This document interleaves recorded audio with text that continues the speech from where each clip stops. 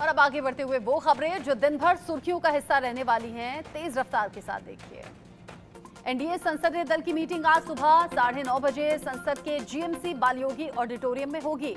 NDA सांसदों की बैठक में लगातार तीसरी बार जनादेश प्राप्त करने के लिए पीएम मोदी का किया जाएगा अभिनंदन। लोकसभा और राज्यसभा में आज भी राष्ट्रपति के अभिभाषण पर धन्यवाद प्रस्ताव पर जारी रहेगी चर्चा। प्रधानमंत्री मोदी आज शाम 5 बजे लोकसभा में राष्ट्रपति के अभिभाषण पर धन्यवाद प्रस्ताव पर चर्चा का जवाब देंगे। सोमवार को भगवान शिव की तस्वीर दिखाकर बोले राहुल गांधी, बीजेपी हिंसा कराती है, इसीलिए ये लोग हिंदू नहीं।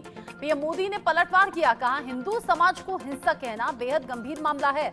अमित शाह ने तो ये तक कह दिया कि देश से माफी मांगनी चाहिए राहुल को।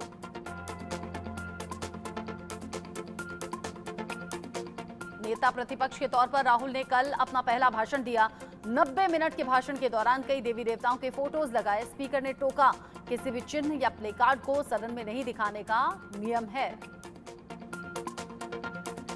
स्पीकर के टोके जाने पर राहुल ने चेयर से सवाल पूछा, कहा क्या सदन में भगवान शिव की तस्वीर दिखाना मना है? अगर यहाँ दूसरी चीजों के चित्र दिखाए जा सकते हैं तो भगवान शिव जी का चित्र क्यों नहीं दिखाया जा सकता?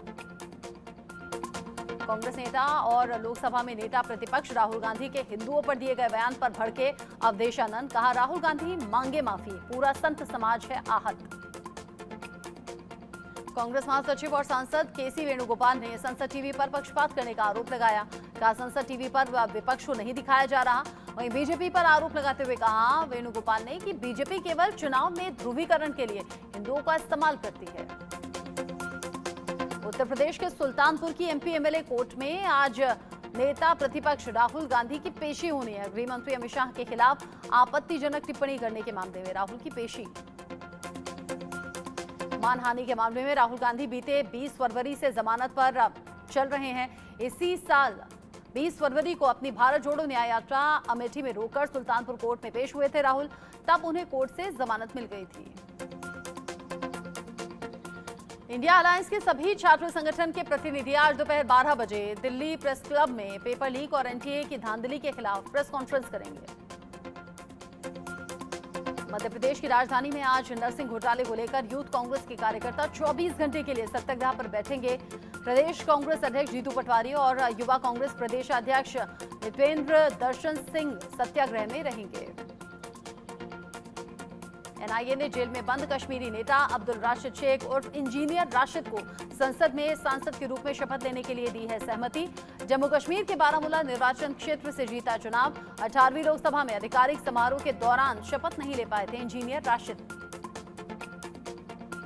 मध्य प्रदेश हाईकोर्ट की इंदौर खंडपीठ में आज भारतीय पुरातत्व सर्वेक्षण एएसआई भोजशाला की सर्वे रिपोर्ट।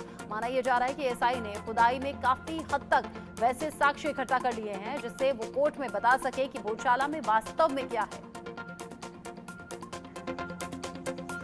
दिल्ली में नए कानून के तहत कमला मार्केट थाने में दर्ज हुई पहली एफआईआर। रेलवे स्टेशन के पास बीच सड़क पर रेहड़ी लगाकर पानी और गुटखा बेच रहे शख्स के खिलाफ पुलिस ने दर्ज किया मुकदमा। नए कानून बीएनएस की धारा 285 के तहत एफआईआर दर्ज कर पुलिस ने जांच की। बंगाल में महिला की पिटाई पर टीएमसी विधायक ने दिया विवादित बयान। कहा हमारे मुस्लिम राष्ट्र के नियमों के मुताबिक कपल को दी गई सजा, महिला का कैरेक्टर खराब था। विधायक के बयान से सियासत गर्मा गई। अयोध्या में रामलला के पुजारियों के लिए लागू हुआ नया ड्रेस कोड। पीतांबरी, चौबंदी, धोती और सिर पर साफा बांधेंगे पुजारी। 5-5 घंटे की शिफ्ट में पुजारी करेंगे सेवा। इसरो प्रमुख सोमनाथ ने दिया चौंकाने वाला बयान। कहा जब हम पूरी तरह से आश्वस्त हो जाएंगे कि हम वहां लोगों को सुरक्षित भेज सकते हैं तब कोई राष्ट्राध्यक्ष को वहां भेजा जाएगा। इसके बाद से पीएम मोदी के अंतरिक्ष में यात्रा करने की खबर सुर्खियों में चल रही है। सोमवार को संसद के दोनों सदनों में जमकर हुआ हंगामा। लोकसभा में बतौर नेता प्रतिपक्ष अपने पहले भाषण में ही राहुल गांधी ने कई मुद्दों पर सरकार को घेरा। लोकसभा में सरकार को घेरते हुए राहुल गांधी ने कहा मोदी सरकार के इशारे पर केंद्रीय जांच एजेंसियों ने मुझ पर हमला किया। मुझसे 55 घंटे पूछताछ हुई। सदन को संबोधित करते हुए बोले राहुल, पैगंबर ने कहा है डरना नहीं। गुरु नानक जी के चित्र में आपको अभय मुद्रा दिखेगी। वो भी कहते हैं डरो मत, डराओ मत। जीसस क्राइस्ट ने कहा था कोई आपको एक थप्पड़ मारे तो दूसरा गाल आगे कर दो। राहुल गांधी के धर्म वाले बयान पर स्पीकर ओम बिरला ने कहा कि आप नेता विपक्ष हो, आपको सदन में किसी धर्म के बारे में ऐसी टिप्पणी नहीं करनी चाहिए जिससे कि देश में गलत मैसेज जाए। राहुल गांधी ने सोमवार को लोकसभा स्पीकर और ओम बिरला पर निजी हमला किया। उन्होंने कहा कि आप जब पीएम नरेंद्र मोदी से हाथ मिलाते हैं तो झुक जाते हैं, लेकिन मुझसे मिलने के दौरान सीना तानकर खड़े होते हैं। राहुल के आरोपों का स्पीकर ओम बिरला ने जवाब दिया। कहा, मेरे संस्कार सिखाते हैं कि बड़ों के आगे झुककर नमस्कार करो और जरूरी हो तो पैर छूकर सम्मान करो, वहीं अपने बराबर के और छोटे लोगों से बराबरी का व्यवहार करो। स्पीकर ओम बिरला के जवाब पर भी राहुल गांधी चुप नहीं हुए। पलटवार करते हुए बोले, भले ही प्रधानमंत्री बड़े हैं लेकिन लोकसभा में आप स्पीकर हैं, मैं और पूरा विपक्ष आपके आगे झुकेगा और सत्ता पक्ष तो झुकेगा ही झुकेगा। नीट पेपर लीक मामले पर राहुल गांधी ने कहा, नीट प्रोफेशनल एग्जाम नहीं रहा, छात्रों के भविष्य से खिलवाड़ हो रहा है।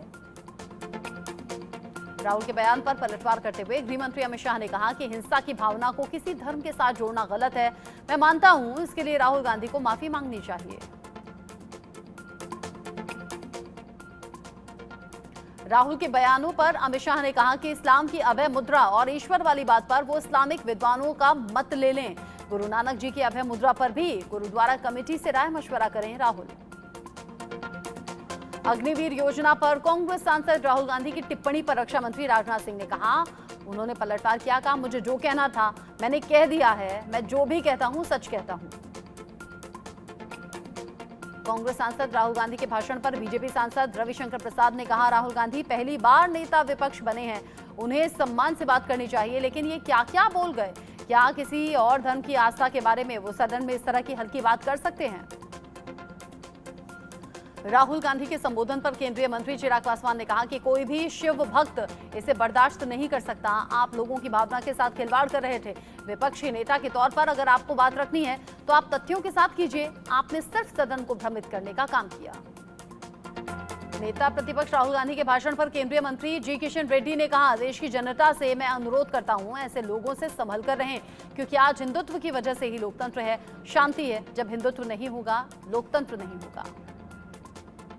राहुल के बयान पर बीजेपी के राष्ट्रीय अध्यक्ष जेपी नड्डा ने पलटवार किया। नड्डा ने कहा कि संसद में राहुल गांधी ने झूठ बोला। राहुल के भाषण में हिंदुओं के प्रति घृणा। राहुल का फर्स्ट शो बेकार रहा। राहुल को हिंदुओं से माफी मांगनी चाहिए। राहुल के भाषण पर कांग्रेस सांसद केसी वेणुगोपाल ने कहा कि मुझे नहीं पता कि बीजेपी को क्या हुआ। राहुल गांधी ने बताया कि असली हिंदू कौन है। राहुल गांधी का भाषण बहुत स्पष्ट था। लोग भी टीवी की तरफ देख रहे हैं, उन्हें पता है कि राहुल गांधी कैसे बोल रहे हैं। बीते 1 जुलाई को डॉक्टर्स डे के मौके पर देहरादून में आईटीवी नेटवर्क के मेडिकली स्पीकिंग की ओर से हेल्थ कॉन्क्लेव 2024 का आयोजन किया गया। उत्तराखंड के कैबिनेट मंत्री प्रेमचंद अग्रवाल ने भी इंडिया न्यूज के हेल्थ कॉन्क्लेव में शिरकत की। इस दौरान उन्होंने बताया कि उत्तराखंड में मेडिकल सेक्टर में बहुत सकारात्मक बदलाव आए। उत्तराखंड की धामी सरकार में शिक्षा और स्वास्थ्य मंत्री धन सिंह रावत, प्रेमचंद अग्रवाल से लेकर देश के जाने माने डॉक्टर्स ने कॉन्क्लेव में शिरकत की। इस दौरान उन्होंने स्वास्थ्य से जुड़ी हुई तमाम जानकारियां दी। उत्तराखंड के स्वास्थ्य मंत्री धन सिंह रावत ने कॉन्क्लेव में आयुष्मान कार्ड को लेकर चर्चा की। मंत्री ने लोगों को आयुष्मान कार्ड से इलाज कराने के फायदे भी बताए। छत्तीसगढ़ के रायपुर में भी डॉक्टर्स डे पर आईटीवी नेटवर्क की ओर से हेल्थ कॉन्क्लेव का आयोजन किया गया। इस दौरान छत्तीसगढ़ के स्वास्थ्य मंत्री श्याम बिहारी जायसवाल ने बताया कि प्रदेश में स्वास्थ्य सेक्टर को और ज्यादा बेहतर बनाने के लिए प्रदेश सरकार तमाम कदम उठा रही है। स्वास्थ्य को लेकर आईटीवी नेटवर्क के इस अभियान में मेडिकल क्षेत्र के दिग्गजों को सुश्रुत सम्मान से सम्मानित किया गया। गुजरात में लगातार हो रही भारी बारिश के कारण प्रदेश में बुरा हाल है। तटवर्ती जिले जूनागढ़ के कई इलाकों में बारिश के कारण भारी जलजमाव देखने को मिल रहा है। असम में 6 दिन से भारी बारिश का दौर चल रहा है। ब्रह्मपुत्र नदी का जलस्तर बढ़ने से डिब्रूगढ़ में कई जगहों पर भरा पानी। मौसम विभाग ने जारी किया रेड अलर्ट। असम में ब्रह्मपुत्र नदी का जलस्तर बढ़ने और लगातार बारिश होने के कारण मोरीगांव जिले में कई गांवों में बाढ़ की स्थिति बन गई है। असम में भारी बारिश के कारण ब्रह्मपुत्र नदी उफान पर है, जिसके कारण गोलाघाट जिले के कुछ हिस्से पानी में डूब गए हैं। बाढ़ जैसे हालात के कारण स्थानीय लोगों का जनजीवन अस्त व्यस्त। मुंबई में झमाझम बारिश का दौर जारी है। लगातार हो रही बारिश के कारण लोगों का जीवन अस्त व्यस्त हो चला है। ऑफिस और स्कूल जाने वालों के लिए भारी बारिश मुसीबत का सबब है। मौसम विज्ञान विभाग ने दिल्ली एनसीआर में अगले 2 दिन के लिए मौसम का ऑरेंज अलर्ट जारी किया है, जबकि बारिश की भविष्यवाणी के बावजूद सोमवार को राजधानी में बारिश नहीं हुई। अगले 2 दिन तक राजधानी दिल्ली में मध्यम से भारी बारिश होने और पूरे शहर में तेज हवाएं और गरज चमक के साथ छींटे पड़ने की संभावना मौसम विभाग ने जताई है। करीब 6 दिन से इजरायली सेना फिलिस्तीन में सड़कों पर दिखाई दे रहे हैं। यहां पर इजरायली टैंक गाजा सिटी के शेज़िया में काफी अंदर तक घुस गए हैं। गाजा में आतंकियों और उनके ठिकानों को ढूंढ रही है इजरायली सेना। गाजा सिटी के शेज़िया और रफा पर इजरायली सेना का टैंकों से बड़ा हमला। इजरायली सेना का दावा, शेज़िया में बड़ी संख्या में आतंकी ढेर, हथियार भी बरामद। राफा में भी इजरायली सेना का टैंकों से गोलीबारी करने का सिलसिला जारी है। हमास ने इजरायली सैनिकों को एक मकान में फंसाकर मकान को विस्फोट से उड़ाने का दावा किया। कई इजरायली सैनिकों की मौत होने की बात कही गई। आईडीएफ ने राफा में एक सैनिक के मारे जाने की पुष्टि भी की। इजरायल पर गाजा से रॉकेटों की बौछार। ईरान समर्थित इस्लामिक जिहाद ने कहा, फिलिस्तीनी लोगों पर अत्याचार के जवाब में इजरायल पर रॉकेट हमले किए गए। इजरायली सेना ने कहा कि गाजा से इजरायल पर करीब 20 रॉकेट दागे गए, लेकिन कोई हताहत नहीं हुआ। इजरायली सेना ने माना कि 9 महीने के युद्ध के बाद भी फिलिस्तीनी लड़ाके हमले में पूरी तरह से सक्षम। वेस्ट बैंक में इजरायल की कार्रवाई में एक महिला और उसके बेटे की मौत हो गई। गाजा में 7 अक्टूबर 2023 से मारे गए फिलिस्तीनियों की संख्या 38,000 के करीब पहुंच चुकी है। लेबनान में हिजबुल्लाह इन दिनों ईरानी मीडिया के सहारे माइंड गेम खेल रहा है। इजरायल पर दबाव बढ़ाने के लिए हिजबुल्लाह बढ़ा चढ़ाकर पेश कर रहा अपनी ताकत।